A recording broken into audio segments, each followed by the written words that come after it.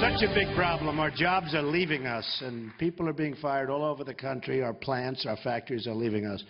We won't let your jobs be stolen from you anymore. Not going to happen. So easy.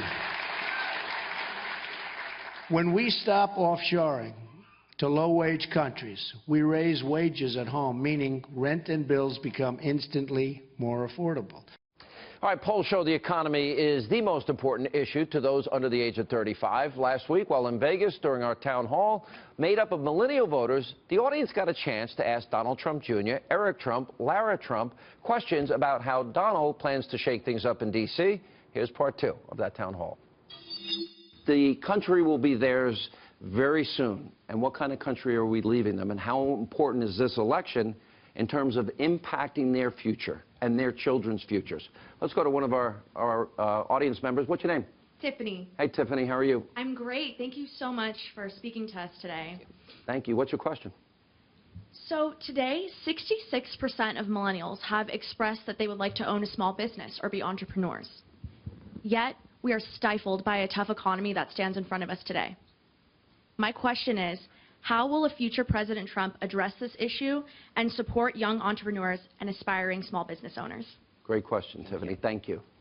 What do you think? Well, listen, there's a lot of things that are killing small businesses. I hear about every day. Right now in the U.S., you have more businesses every year that are closing than opening. You all understand how scary that is. More businesses closing every year than opening in this country. You've got major problems, right? You've got the highest tax nation in the world. You have health care rates that are unaffordable. I mean, I talk to small business owners all the time that say, I have to lay off 3 or 4 employees just because I have to pay for health care costs that have risen so much.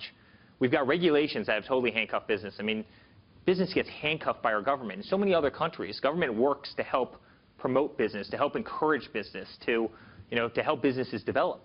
We do the exact opposite here. I mean, I talk to businesses all over the country. I was talking to a farmer yesterday, Sean, right? He goes, I spend more time filling out paperwork than I do actually farming. And by the way, that's the same thing in every single industry. We have to stop that. We have to be competitive as a nation again. We have to take down taxes. We have to reduce regulations. We have to bring back the American dream. I mean, the American dream is dying. You see how few people come out of college that can get a job and can get a good-paying job. I mentioned before that median income had been stagnant for the last 15 years. These are scary, scary things, especially for your generation that's just entering a workforce. We need to do a lot better. We just need to do a lot better, Tiffany. There are 2 big things that I think don't get talked about enough. The 2 greatest periods in this country of economic growth were when John Kennedy was president and Ronald Reagan was president. And they both did the same thing. Rising tide lifts all boats.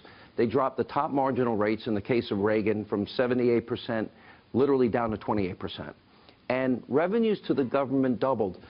Don, your dad is talking about lowering the corporate tax rate to 15%, which would be one of the lowest, if not the lowest, in the industrialized world. Correct. Repatriating, meaning there's all these multinational corporations. Yeah. Well, they have trillions parked overseas, and he would allow them to bring it back at a low rate so we build factories and manufacturing centers here and give these young people jobs. And that's the biggest thing. I mean, if you have companies that can go elsewhere, they will, because they'll go elsewhere. But then it's so penal to bring it back here. They leave it abroad. They hire people from over there. They put that money into those economies, and they never bring it back here. We want to bring that rate down so that money flows in here. Because think of what we could do with that money, okay? Whether it be just creating additional jobs, whether that means then we could give our kids a better education, because we're, what, number 28, number 30 behind a long list of third world countries that spend a fraction of what we do? You know how much we spend per student?